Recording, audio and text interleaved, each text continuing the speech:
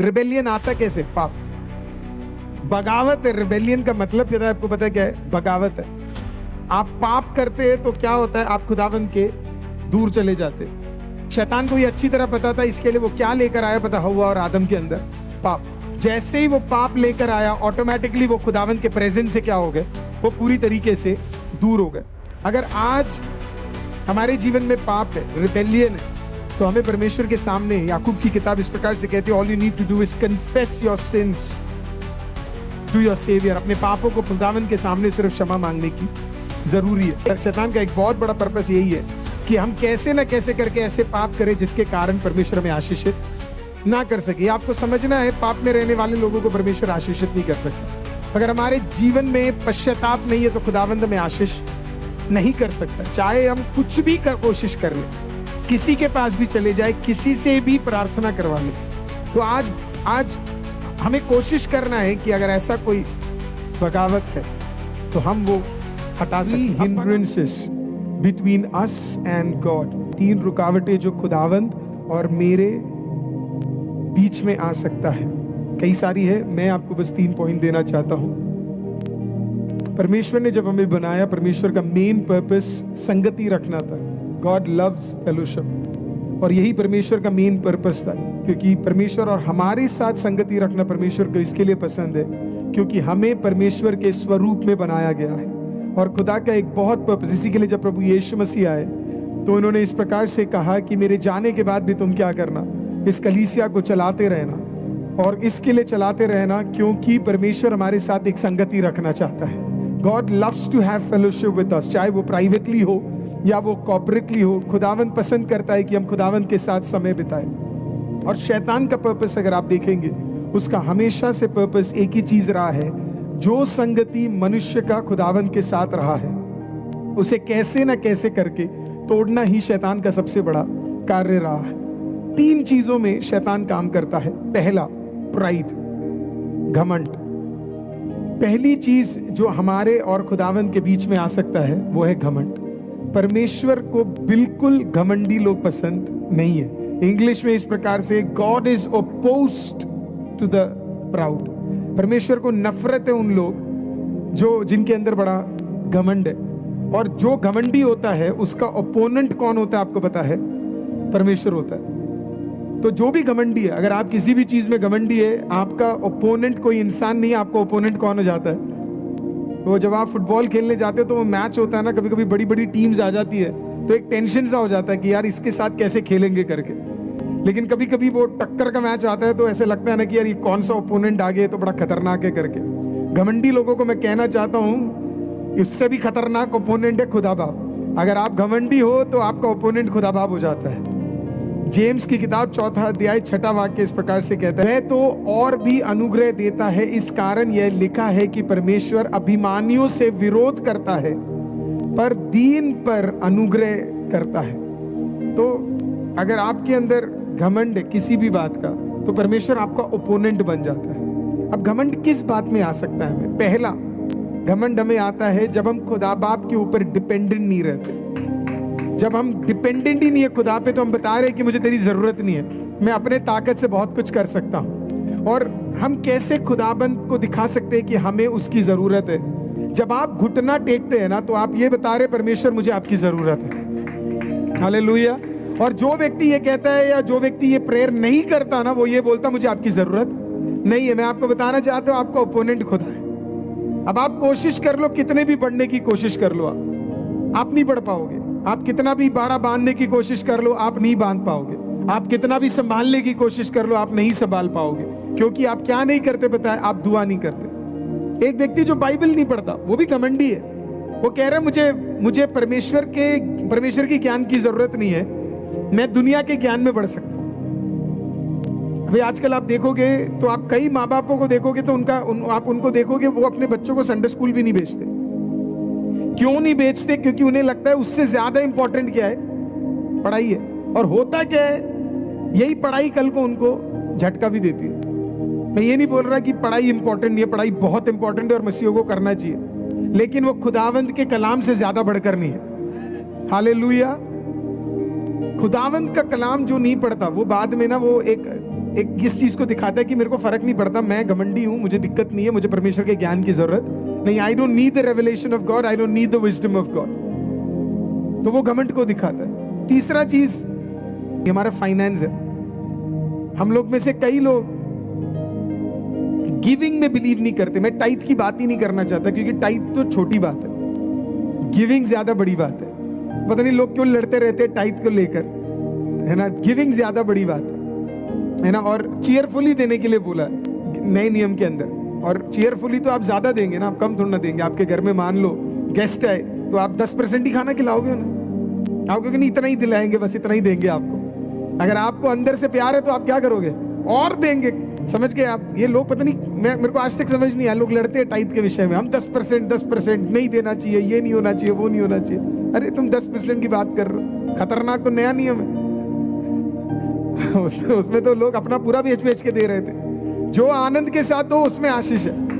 Hallelujah. देने वाले को ही खुदा बढ़ाता है। कई लोग बटोर के रखे हुए, इसलिए खुदा उन्हें कभी आशीषित नहीं कर सकता। मैं आपको नहीं कह रहा कि आप मुझे दो करके, इसको गलत फहमी और गलत पिच में मत लीजिएगा, है ना। मेरा कहने का मतलब है आप देने में बहुत चीजें आप दे सकते हो। सिर्फ फाइनेंस के अंदर, सिर्फ फाइनेंस नहीं है, आपके वस्त्र है, आपका टाइम है, टाइम भी दे सकते हो आप खुदा बाप को। वो भी आपका दशवांशी है। 24 घंटे में 2.5 घंटा खुदा बाप को देना, वो भी आपका दशवांशी है। क्या आप वो दे रहे हैं खुदा बाप को? तो गिविंग इज सो इंपॉर्टेंट। ज्यादा दोगे तो ज्यादा मिलेगा, है ना। वो जो लड़का था उसने अपना 10% नहीं दिया, तब चलो 5 में से 1 रोटी दे देते हैं और 2 मछली में से आधी मछली दे देते हैं। 10% नहीं दिया था उसने क्या किया पता है? उसने पूरी 5 रोटी और दोनों मछली जितना था उतना पूरा दे दिया। क्या फायदा हुआ? जब घर गया होगा मम्मा पूछी होगी, बच्चे क्या ये तेरा टोकरा तू वापस ले? कहता ये कितने सारे टोकरे? बोला मम्मी जो दिया था उसके बदले मिला फ्रेश वाला। बिल्कुल, देखो मैं लेके गया था अपना खाना लेके, अभी वापस आया हूं तेरे पिता का सबका खाना लेके वापस। 12 टोकरियां बची थी ना। कभी सोचा 12 टोकरियां किसके लिए थी? वो 12 टोकरियां उस लड़के के लिए थी। हालेलुया। जिसने सब कुछ दिया, वो जब वापस गया होगा भर के गया होगा, कह रहा होगा देखो मेरे पास कितना है करके। हालेलुया। समझो इस चीज को। आप प्रेयर में दो, बाइबल स्टडी में दो। और तीसरा चीज गिविंग में, गिविंग बड़ा ताकतवर है। मैं आपको ये नहीं कह रहा उसको दो, उसको बार बार उनको मत दो जो आपके लिए प्रेयर नहीं करते, या जो वाइज नहीं है देना, जहां पे कुछ हो नहीं रहा है। दो वहां पे जहां पे जरूरत है, दो वहां पे जहां पे ब्लेसिंग है, दो वहां पे जहां पे काम हो रहा है, दो वहां पे जहां पे ऑनेस्टी है, तो आपको बरकत भी वापस मिलना शुरू हो जाएगा। हालेलुया। आपके काम में भी परमेश्वर आशीषित करना शुरू करेगा। तो इसके लिए परमेश्वर पसंद नहीं करता जिनके अंदर घमंड। घमंड और किस चीज में आ सकता है? आप पहले एक तरीके से रहते थे, अब आप थोड़े से बढ़ गए, तो आप जिनके साथ रहते थे तो आपको उनका वैल्यू नहीं है ना। आप एक अलग ही लेवल पे आप चले गए, है ना। तो फिर परमेश्वर भी बोलते हैं कि यार ये तो मेरे से भी ज्यादा इंपॉर्टेंट हो गया, है ना। आप कभी भी इतने बढ़ नहीं सकते कि आप खुदावन से ज्यादा इंपॉर्टेंट होने लगे। अगर आपकी सेवकाई में लोग आपसे ज्यादा, खुदावन से ज्यादा आपको देखते हैं, तो कहीं ना कहीं आपको कट डाउन करने की जरूरत है। हालेलुया। क्योंकि पर्पस हमेशा यीशु को उठाना है, किसी भी व्यक्ति को उठाना नहीं है, किसी भी चर्च को उठाना नहीं है, किसी भी नाम को उठाना नहीं है। खुदा बाप के कलाम को उठाना है, खुदा बाप को उठाना है, उसके नाम को उठाना है। आमीन। क्योंकि लिखा है जहां कहीं यीशु का नाम उठाया जाएगा, वहां पे परमेश्वर का नाम उठाया जाएगा, वहां पे प्रेज़ द लॉर्ड लोग अपने आप आएंगे करके। तो हमारा पर्पस ह्यूमिलिटी का ये होना चाहिए, या प्राइड में हमें ये काम होना देखना चाहिए कि कहीं मैं इतना तो बढ़ नहीं गया कि लोग मुझे परमेश्वर से ज्यादा तो नहीं मान रहे। अगर ऐसे मान रहे तो बार बार मुझे समझाना पड़ेगा कि मैं नहीं, पर मेरे द्वारा करने वाला वो सारे योग्य, आमीन, वो सारे कार्यों के लिए योग्य है। हालेलुया। उसको सारी महिमा मिलनी चाहिए। ये बोलना बहुत जरूरी है। दूसरा जो हमारे और खुदावन के बीच में आ सकता है, उसे आप कह सकते हैं रिबेलियन, विरोध करना, विद्रोह होना। रिबेलियन के 2 मतलब है। पहला मतलब है it means to move away from the will of God. खुदावन ने आपके जीवन में जो भी हित रखे हैं उससे क्या होना? दूर होना। खुदावन के हित से दूर होना, खुदावन के प्लान से दूर होना। दूसरा, रिबेलियन आता कैसे? पाप, बगावत है। रिबेलियन का मतलब क्या है? आपको पता है क्या है? बगावत है। आप पाप करते हैं तो क्या होता है? आप खुदावन के दूर चले जाते हैं। शैतान को ये अच्छी तरह पता था, इसके लिए वो क्या लेकर आया पता? हव्वा और आदम के अंदर पाप। जैसे ही वो पाप लेकर आया, ऑटोमेटिकली वो खुदावंद के प्रेजेंस से क्या हो गए, वो पूरी तरीके से दूर हो गए। अगर आज हमारे जीवन में पाप है, रिबेलियन है, तो हमें परमेश्वर के सामने, याकूब की किताब इस प्रकार से कहती है, all you need to do is confess your sins to your saviour. अपने पापों को खुदावंद के सामने सिर्फ क्षमा मांगने की जरूरी है। कहीं ना कहीं शैतान का एक बहुत बड़ा पर्पस आप जानते हैं क्या है? शैतान का एक बहुत बड़ा पर्पस यही है कि हम कैसे ना कैसे करके ऐसे पाप करें जिसके कारण परमेश्वर हमें आशीषित ना कर सके। आपको समझना है, पाप में रहने वाले लोगों को परमेश्वर आशीषित नहीं कर सकता। अगर हमारे जीवन में पश्चाताप नहीं है तो खुदावंद हमें आशीष नहीं कर सकता। चाहे हम कुछ भी कोशिश कर ले, किसी के पास भी चले जाए, किसी से भी प्रार्थना करवा ले, हमारे जीवन में एक बढ़ोतरी नहीं आ सकती है। वो वर्ड मल्टीप्लिकेशन नहीं हो सकता है अगर हमारे जीवन में कंटिन्यूअस तरीके का एक पाप चलता आ रहा है। तो आज हमें कोशिश करना है कि अगर ऐसा कोई बगावत है तो हम वो हटा सके। अब बगावत एक नेचर बन जाता है। जब बगावत पहले एक पाप है, ये पाप बाद में हमारे लिए नेचर में बदल जाता है, हमारे स्वभाव में दिखना शुरू हो जाता है। ये सबसे पहले कहां दिखना शुरू होता है? ये सबसे पहले दिखना शुरू होता है घर के अंदर, पत्नी पति के साथ, पति पत्नी के साथ, बच्चे माँ बाप में, माँ बाप बच्चों में बगावत शुरू हो जाती है। ये बगावत व्यक्ति ये फिर कहां शुरू करता है पता है? ये अपने ऑफिस में शुरू करता है, जहां पे ये जिसके द्वारा ये खाता है। वहां से अगर ये चर्च में जाएगा तो वहां पे भी ये क्या करेगा? बगावत करेगा, ये लड़ाई करेगा। इसके अंदर रिबेलियन की आत्मा हो। मेरे को पहले तो नहीं पता था, लेकिन अब मैं बड़ा कॉशियस रहता हूं। मैं ऐसे लोगों को कभी उनके साथ या लीडरशिप में नहीं रखता जो रिबेलियस है, वो जो जिनके अंदर बगावत की एक बहुत बड़ी प्रॉब्लम है। हो सकता है आपका जो पुराना पीढ़ी हो, और आपको बड़े ध्यान से सुनना है, ये हो सकता है आपका जो पुराना पीढ़ी हो उसके अंदर रिबेलियन की आत्मा रखने वाले लोग हो करके माँ बाप में हो जाता है, हस्बैंड वाइफ में रहता है, अब वो ऑटोमेटिकली आपके बच्चे में आपको दिखेगा। वो एक कंटिन्यूअस चीज है, होगा। आप कैसे तोड़ सकते हो उसे? प्रार्थना के द्वारा। अगर आज आप एक जवान मुझे सुन रहा है और अगर आपके अंदर वो रिबेलियन आपको लगता है, हो सकता है आपकी पुरानी पीढ़ी में हो, आपको मैं एक बात बताऊं, बगावत करके कोई फायदा नहीं है। अच्छे रिश्ते बिखर जाते हैं। रिश्तों का मायना रखना सीखो। I mean have value for relationships. बार बार नहीं मिलते। कई अच्छे रिलेशनशिप खुदा ने नहीं हटाए, हमने हटाए। बहुत अच्छे रिलेशनशिप्स हमारी बगावत की वजह से हटे, हमारे रिबेलियन की वजह से हटे, हमारी कमजोरियों की वजह से हटे। ऐसे रिलेशनशिप्स को जाने मत।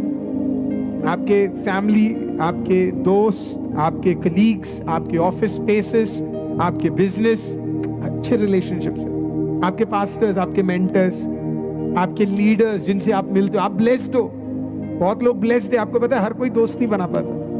कुछ लोगों में बड़ा ब्लेसिंग है कि वो बहुत लोगों के साथ अच्छी संगति रख पाते हैं। किसी और के कारण अपनी संगति मत तोड़ो, किसी और के कारण अपने रिलेशनशिप मत खराब करो। मैं ऐसे लोगों से मिला हूं, एक के वजह से दूसरा भी छोड़ देता है। ऐसे मत करा करो। क्या पता आपकी कॉलिंग अलग हो और उसकी कॉलिंग अलग हो। हालेलुया। क्या पता आपका गिफ्टिंग अलग हो, उसका गिफ्टिंग अलग हो करके। रिबेलियन याद रखिए, पहले आपके और खुदा के बीच में, वहां से फैमिली में, फैमिली से जहां पे आप काम करते हो वहां पे, फिर चर्च में, हर जगह आप जाओगे बगावत आप देखोगे। आप जहां कदम रखोगे वहां दिक्कत होगा। क्या पता ये हेरिडिटरी हो, क्या पता ये पूर्वजों से चलता आ रहा हो और आप खामखा स्ट्रगल कर रहे हैं। आज उसे रिब्यूक कर दिया, आज उसे डांट दीजिए, आज उसे बोलिए हटने के लिए। नहीं चाहिए मेरे को वैसा रिलेशनशिप। हालेलुया, आमीन। मैं अच्छे रिश्तों में रहूंगा। बगावत मेरे घर पे नहीं होगा, बगावत मेरे नौकरी में नहीं होगा, बगावत मेरे करियर में नहीं होगा, बगावत मेरे चर्च में नहीं होगा। कैंसिल कर दीजिए उसे। आप एक रिलीज को देख पाएंगे। पहला शमूएल 15:23 देखिए, कितना जबरदस्त वर्स है। लिखा है, देख बलवा करना और भावी कहने वालों से पूछना एक ही समान पाप है। देखना जरा, बलवा करना, इंग्लिश में लिखा for rebellion is as a sin of witchcraft. Witchcraft, परमेश्वर को इतना नफरत है उससे। जादू टोने से परमेश्वर नफरत करता। शाऊल से परमेश्वर नफरत करने का एक बहुत बड़ा रीजन आप जानते हैं क्या है? गुस्सा जब परमेश्वर उस पर हुआ भयंकर तरीके से, वो इसके लिए क्योंकि डिविनेशन में चला गया था, या विचक्राफ्ट में, या भावी बताने में, पता लगाने में वो चला गया था। और परमेश्वर उससे नफरत करता था। रिबेलियन परमेश्वर पसंद नहीं करता। आप जानते हो क्यों? क्योंकि पहला रिबेलियन कहां हुआ आपको पता है? वो स्वर्ग में हुआ। और रिबेलियन किसकी आदत है आपको पता है? शैतान की है। तो शैतान का नेचर है जो वो हमारे अंदर इंपार्ट करता है। Hallelujah. And that is why God hates it. क्यों? क्योंकि खुदा का बना बनाया इतना सुंदर स्वर्ग शैतान ने एक रिबेलियन की वजह से 1/3 स्वर्गदूत को उसने क्या कर दिया? अलग कर दिया। दूसरा स्वर्ग खराब कर दिया, नरक जैसी जगह बन गई। क्यों? क्योंकि बगावत जैसी एक आत्मा। आपको बड़ा ध्यान देना कहीं आपके फैमिलीज में ये है तो नहीं। अगर है तो प्रभु यीशु मसीह के नाम में वो आज यीशु के नाम से वो टूट जाए। हालेलुया। रिबेलियन वाली कोई आदतें है तो हट जाए। रिबेलियन वाले कोई स्वभाव है तो वो हट जाए। मिसअंडरस्टैंडिंग्स और डिफरेंस इन ओपिनियन आपके हो सकते हैं। दो चीजें हमेशा याद रखिए। मिसअंडरस्टैंडिंग क्यों होता है लिखने वालों के लिए? क्योंकि आप प्रॉपर कम्युनिकेशन नहीं करते। अगर आप प्रॉपर कम्युनिकेशन करेंगे तो आपके लाइफ में कभी मिसअंडरस्टैंडिंग नहीं हो, कभी नहीं होगा। आपको पता है आजकल बहुत मिसअंडरस्टैंडिंग्स क्यों होते हैं? इस चीज की वजह से। ये जो आप फोन जिसे कहते हैं ना, बड़ी खतरनाक चीज है। इसमें बड़ी मिसअंडरस्टैंडिंग्स हो जाती है क्योंकि आप एक्सप्रेस नहीं कर पाते। आप टेक्स्ट में कुछ भी लिख देंगे। मैं आपको हंड्रेड्स ऑफ एग्जांपल्स दे सकता हूं। एक इमोजी गलत हो जाए ना तो दिक्कत हो जाता है। एक लड़का एक लड़की से प्यार कर बैठा क्योंकि लड़की उसके हर टेक्स्ट पे वो ऑटोमेटिक होता है ना, आप क्लिक करोगे तो हार्ट वाला साइन बन जाए, है ना। मैं काउंसलर हूं। हमें कोशिश किया जाता है, बहुत लोग मुझे बोलते हैं कि ईमेल में काउंसलिंग कर दो, फोन में काउंसलिंग कर दो। मैं नहीं करता। हमारा काउंसलिंग का एक रूल है, फेस टू फेस है हर चीज। हालेलुया। क्योंकि आप जब कम्युनिकेशन करते हो तो फेस टू फेस होना चाहिए। तो क्या हो जाता है, आपके रिएक्शंस सामने वाले को समझ आता है ना, चीजें क्लियर रहती है। हम क्या करते हैं, हमारा कम्युनिकेशन क्या है, इसको बोलेंगे फिर वो उसको बोलेगा, वो उसको बोलेगा फिर वो इसको आएगा। जो बीच में वही सबसे खतरनाक है। करेक्ट है कि नहीं है ना? ये कम्युनिकेशन की वजह से हमारा सारा दिक्कत हो रहा है। ये मिसअंडरस्टैंडिंग क्यों होते हैं? क्योंकि कम्युनिकेशन सही नहीं है। वो कम्युनिकेशन किसका? वो पवित्र आत्मा का कम्युनिकेशन है। हालेलुया, आमीन। तो जब भी आप एक प्रॉब्लम को सॉल्व करने जाए, always go face to face. कोशिश करो तो वो प्रॉब्लम क्या हो जाता है? सॉल्व हो जाता है। मिसअंडरस्टैंडिंग, डिफरेंस ऑफ ओपिनियन है सेकंड, है ना। कभी कभी क्या होता है, आपका ओपिनियन और सामने वाले का ओपिनियन मैच नहीं होता। थोपो मत किसी पे अपना ओपिनियन। कोई बात नहीं, अगर उसे नहीं समझ आ रहा है इट्स ओके, छोड़ दो, है ना। कोई लिखो भाई 2+2 किसी के लिए 5 है तो 5 है भाई, खुश रहे, कोई दिक्कत नहीं है ना। आजकल तो नाले से भी गैस आ रहा है, मैं तो उसको भी बिलीव कर लेता हूं। आलू से सोना आ रहा है, मैं उसको भी बिलीव कर लेता हूं। कोई दिक्कत नहीं है। कौन जाएगा इन सब चीजों के लिए लड़ने के लिए? तेरे लिए 2+2 5 है, तो खुश रहना, है ना। लड़ने की क्या जरूरत है? डिफरेंस ऑफ ओपिनियंस होगा, है ना। लोग लड़ते हैं छोटी छोटी चीजों के लिए। नहीं, तूने ऐसे नहीं करना था, ऐसे करना था, इस तरीके से नहीं करना था, वैसे करना था। ठीक है, आपके बीच में एक आर्ग्यूमेंट हुआ, उसे छाती पे लेके घूम क्यों रहे हो? वहीं पे खत्म करो ना। मैं आज आपको एक चीज बताता हूं। मैं ये सीखा कैसे, मैं आपको बताता हूं। मैं एक बिजनेस मीट में गया था, और एक बिजनेस मीट में जब मैं एक बार बैठा तो मेरे लाइफ का पहला, उस कंपनी के सारे जो बड़े बड़े दिग्गज थे उनके साथ में बैठा। तो एक बड़ा टेबल कॉन्फ्रेंस चल रहा था, और उस टेबल कॉन्फ्रेंस में मैं बैठा हुआ हूं, और फर्स्ट टाइम मेरी जिंदगी में उसमें बैठने का मौका मिल रहा है। और मैं देख रहा हूं बड़े बड़े लोग उसके अंदर है, भयंकर बड़े बड़े लोग उसमें बैठे हुए, कंपनी का CEO तक आया हुआ। मैं उसके अंदर बैठा, मैं उधर गया, मैंने आराम से बैठा। मैं उस मीटिंग में जैसे ही शुरू हुआ, एक बंदा बोलता है, दूसरा बंदा बोलता है, तीसरा फाइल उठा के नीचे गिराता है, बोला ऐसे नहीं होना चाहिए, वैसे नहीं। मैं बोला भाई ये कौन है ये सब?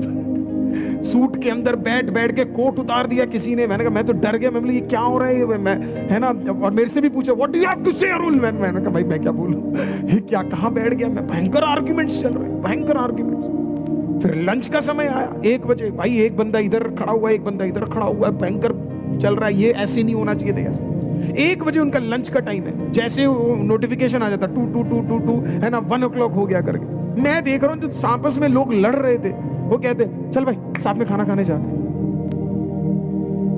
फिर नीचे जाके ये लोग ऐसे दोस्त बन के खाना खा रहे, इतना बढ़िया बात कर रहे हैं। उस दिन मैं एक चीज को समझा, सक्सेसफुल लोग छोटी चीजों को छाती पे लेके घूमते नहीं है। छोटे लोगों की प्रॉब्लम है ये। तूने मेरी शादी में आकर मेरे साड़ी के बारे में कुछ बोला, हो गया तेरा रिश्ता खराब। हाँ, किसी का मैं लड़ाई देख रहा था, उसने उसको 3000 की साड़ी दी, मुझको 2900 की साड़ी दी। क्या है ये? आप ऐसे कैसे कर सकते हो? मुझे बुलाया शादी पे, उसको बुलाया नहीं, उसको बुलाया मुझे बुलाया नहीं। अब मैं तेरे से जिंदगी में बात, अरे अक्लमंद तू नहीं गया, जाता तो तेरा तो कितना नुकसान होता, खाने को पनीर मिलता, पर जाके वापस आता 2000 रुपए उड़ जाते। जाके तंदूरी खा तब भी पैसे बच जाएंगे। थोड़ा ना छाती पे लेके ये सब चीजें घूमोगे। आपके आर्ग्यूमेंट्स हो सकते हैं, आइडियाज को लेके, विजन को लेके हो सकते हैं आपके आर्ग्यूमेंट्स, पर जब खत्म हो आर्ग्यूमेंट, बाहर जाओ, मोमोज उठाओ, खाओ,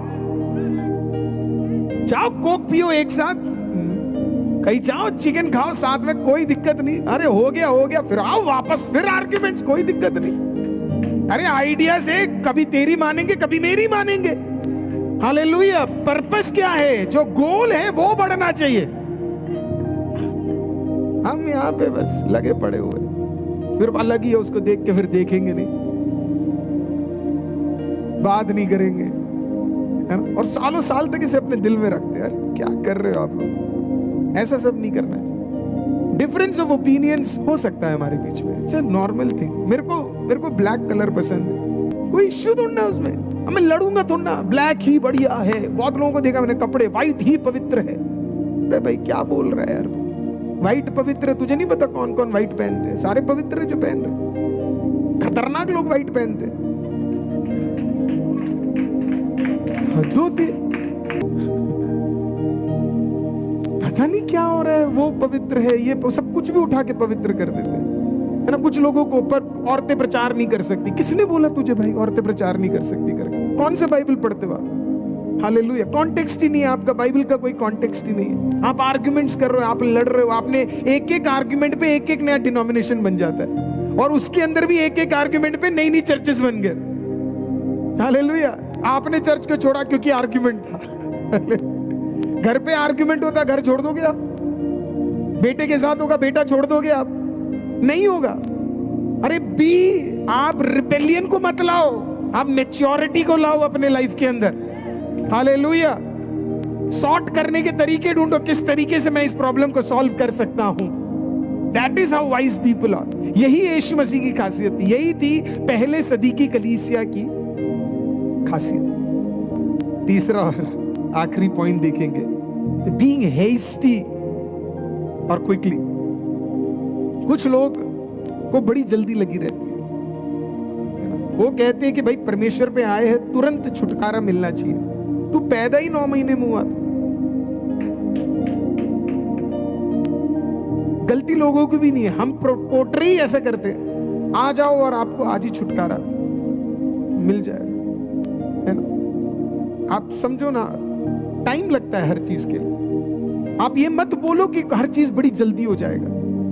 आपके एक्सपीरियंस नहीं होंगे किसी और के एक्सपीरियंस। आप बाइबल ध्यान से पढ़ो ना।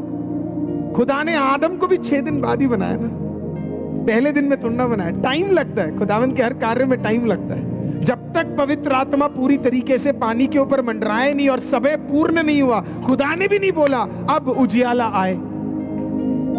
400 साल तक खुदावंद भी बात नहीं किया इजराइल से। 400 साल बाद मरियम के पास स्वर्गदूत पहुंचकर कहता है, और अब तुझे एक बच्चा पैदा होगा जिसका नाम तुझे इमैनुअल रखना है। हर चीज में समय लगता है। पैदा होने वाला यीशु भी जब पैदा हो रहा था, कई दिक्कतों से मरियम गुजरी, इतने दिक्कतों से गुजरी कि जगह ही नहीं मिली उसे रहने के लिए। खुद के जगह पे रहना मुश्किल हो गया था, बदनामी हो गई थी क्योंकि लोग समझ नहीं रहे थे, पर हार नहीं माने क्योंकि उन्हें जल्दबाजी नहीं थी किसी चीज की। डू नॉट, इतना भी हेस्टी नहीं हो जाना है कि हर चीज जल्दी चाहिए करके। जल्दबाजी खुदा की ओर से नहीं है, जल्दबाजी का काम शैतान का है, तो आप जानते ही है, बताने की भी जरूरत नहीं है। So you have to take time to sit in the presence of the Lord. परमेश्वर वेटिंग पीरियड पे विश्वास करने वाला परमेश्वर, क्योंकि परमेश्वर का पर्पस कैरेक्टर बिल्डिंग है, आपको उठाना नहीं है। हालेलुया। अब आप सोचो ना, छोटा घर बनने में और बड़ा घर बनने में और बड़ा इमारत बनने में समय लगता है। कि तेरे लिए बुर्ज खलीफा तैयार हो रहा है और तू यहाँ पे लड़ रहा है, यहाँ पे छोटे से हालेलुया परमेश्वर मेरा एक माला तैयार नहीं हो रहा है, एक माला तैयार नहीं हो, खुदा 26 तैयार कर रहा है आपके लिए। आपके अंदर पेशेंस ही नहीं है, आपके अंदर इंतजार करो, खुदा सब कुछ कर रहा है। हालेलुया, है ना। किसी के आप भलाई देख रहे हो, आप उसे सेलिब्रेट करो, ये मत सोचो मेरे साथ क्यों नहीं हो रहा करके, है ना। आप उसका सेलिब्रेट करो, कल वो आपका सेलिब्रेट करेगा। अब आप वेटिंग का मतलब क्या है? आप परमेश्वर के सामने समय बिताए। क्यों परमेश्वर टाइम लेता है? क्योंकि परमेश्वर आपके भलाई के लिए टाइम नहीं ले रहा। अरे वो खुदावंद है, वो एक दिन में प्रेज़ द लॉर्ड सारे पेड़ों को बना सकता है और एक दिन में मछली और जल के अंदर इतना सारा कार्य कर सकता है। वो आपकी भलाई को कितने दिन में, और आधा दिन भी नहीं लगेगा उसे, पर फिर इतना टाइम क्यों ले रहा है? क्योंकि खुदा बाप आपके साथ समय बिताना चाहता है। कहीं जल्दी मिल गया तो फिर आप तो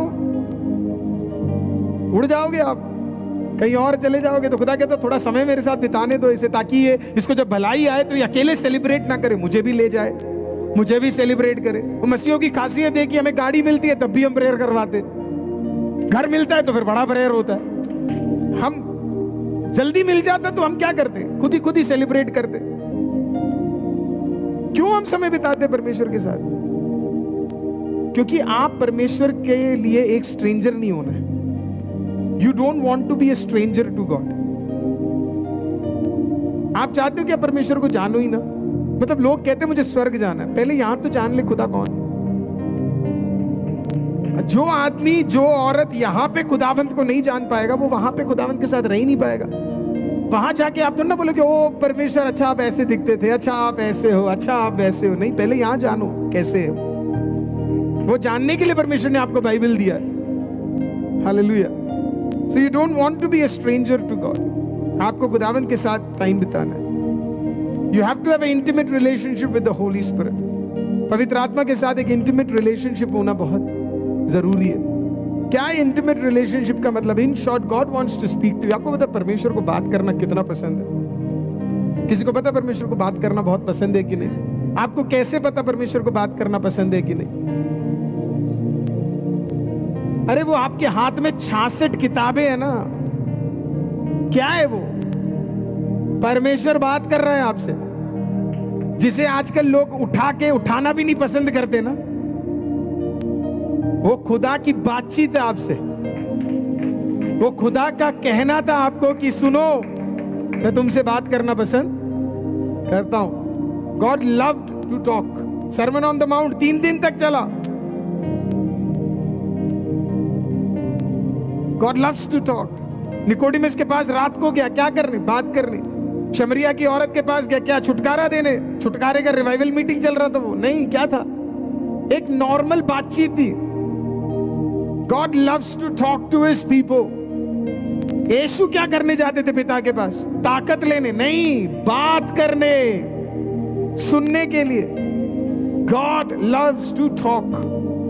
उस भीड़ में यीशु मसीह से सब लोग मांग ही रहे थे। फिर खुदा बाप जाते थे स्वर्गीय पिता के पास, और मेरे को ऐसे लगता है वो सिर्फ आराम से शांत बैठते होंगे और वहां पे पिता उनसे बात करता होगा। सुन, ये चीजें तुझे करनी है, इतने दिन बाकी रह गए हैं, ऐसी ऐसी पीड़ाएं आने वाली है, पर तेरा मन व्याकुल ना हो। जैसे तू शिष्यों के साथ है वैसे मैं तेरे साथ हूं। Hallelujah. God loves to talk. So the question is, क्या आप बहुत जल्दबाजी में? क्या आपको जल्दी गिफ्ट्स चाहिए, जल्दी भलाई चाहिए, जल्दी ये चाहिए, जल्दी वो चाहिए? नहीं, हर चीज का एक टाइम है। इक्लेसियास्टिस की किताब पढ़ लो, आपको पता लग जाएगा हर चीज की एक समय है, और उस समय के अनुसार परमेश्वर आपको आशीषित करेगा। आपको ग्राइंडिंग प्रोसेस से जाना जरूरी है। खुदा बढ़ाएगा, ये तो इसकी तो मैं आपको गारंटी दे सकता हूं। खुदा तो बढ़ाएगा, वो अपने बंदों को नहीं बढ़ाएगा, अपने बच्चों को नहीं बढ़ाएगा तो किसको बढ़ाएगा? बढ़ाएगा जरूर। हालेलुया। पर वही है कि आपको थोड़ा सा चीजें सिखाएगा, है ना, और उसके बाद ट्रेनिंग पीरियड से फिर खत्म करके फिर आपको क्या करेगा? अगले लेवल पे वो लेकर जाएगा। तो आज प्रियो, ये थे 3 पॉइंट्स जो मैं आपको देना चाहता था, जो खुदा बाप और आपके बीच में आ सकता है। घमंड हटाओ, नम्रता लेकर आओ। बगावत हटाओ, प्रेम लेकर आओ, जल्दबाजी हटाओ और धीरज लेकर आओ। तीनों का विपरीत मैंने आपको दे दिया है। ये तीनों चीजें आप लेकर आओ, जो है उसे हटाओ और 3 चीजें लेकर आओ, और फिर उसके द्वारा परमेश्वर आपके जीवन में एक अद्भुत काम को करेगा। क्या हम मिलके दुआ कर सकते हैं? आज हम मिलके इन 3 विषयों के लिए दुआ कर रहे हैं। अगर आज आप उसमें से गुजर रहे हैं तो अपने पवित्र हाथों को उठाइए, मिलके दुआ करेंगे। जीवित खुदा, हर उठे हुए हाथ के लिए धन्यवाद खुदा। खुदा बाप, लाइव में जुड़े हुए हर भाई बहन के लिए धन्यवाद खुदा बाप। जो हाथ उठे खुदा बाप, आज वो आपके सम्मुख समर्पित है। हम मांगते हैं ये तीनों रुकावटें आज यीशु के नाम से हट जाए, और खुदा बाप प्रभु जी आपका रिलीज हमारे जीवन में आप दे दीजिए। ऐसा करने के लिए धन्यवाद खुदा बाप। प्रभु जी हमें विश्वास है खुदा बाप, प्रभु जी घमंड की जगह परमेश्वर आप हमारे अंदर नम्रता की आत्मा ले आ रहे हो, इसके लिए धन्यवाद खुदा बाप। खुदा बाप, जहां पे प्रभु जी बगावत है वहां पे प्रेम की भावना आप लेकर आ रहे हो खुदा बाप। नहीं, मैं मिसअंडरस्टैंडिंग्स में नहीं घुसूंगा, मैं डिफरेंस ऑफ ओपिनियन की वजह से अपने रिलेशनशिप्स को नहीं तोड़ूंगा। और खुदा बाप, जल्दबाजी आज से मैं खत्म करता हूं, मैं इंतजार करूंगा। मैं आया हूं तेरे सामने खुदा कुछ प्राप्त करने के लिए, और मैं इंतजार करूंगा। यूसुफ के समान, दानियल के समान, एस्तर के समान, ओ अब्राहम के समान, परमेश्वर यीशु के समान मैं इंतजार करूंगा। मेरी भलाई को कोई उठा नहीं सकता, क्योंकि उसे संभालने वाला परमेश्वर है। I will go through the process, Lord, no matter how long it takes. खुदा बाप धन्यवाद। परमेश्वर आपको आशीषित करे, परमेश्वर का अनुग्रह आपके साथ रहे। आज से परमेश्वर आपको सामर्थ्य दे, ये तीनों बंधन टूटकर वो तीनों नए अधिकार से आप भर जाए। आदर और महिमा आपको देते खुदावंद, जीवित खुदावंद यीशु मसीह के नाम से मांगते और कहते, मिलके एक साथ कहेंगे आमीन। Praise the Lord everyone. अगर आप हमें सपोर्ट करना चाहते हैं तो आपकी प्रार्थनाएं और आर्थिक सहयोग हमें प्रभु का कार्य और प्रभावी तरीके से करने के लिए मदद करेगी। हमारे साथ पार्टनर होने के लिए हमारे दिए गए बैंक डिटेल्स, UPI ID और QR कोड के थ्रू आप हमें सपोर्ट कर सकते हैं। और हमारा YouTube चैनल ज्वाइन करना मत भूलिएगा, ताकि और भी अधिक संदेश आप तक पहुंचते रहे।